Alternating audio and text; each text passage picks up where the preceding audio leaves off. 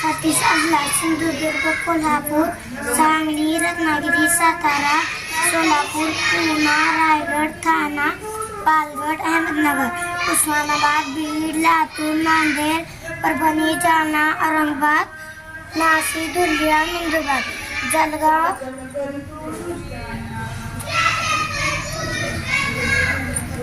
Buldhana, Washim, Akola, Amravati, Yavatmal, Wardha, Nagpur,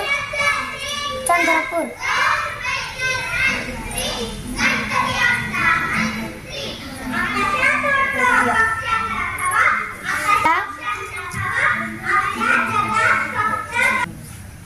Bhandara, Gondia, Gadchiroli,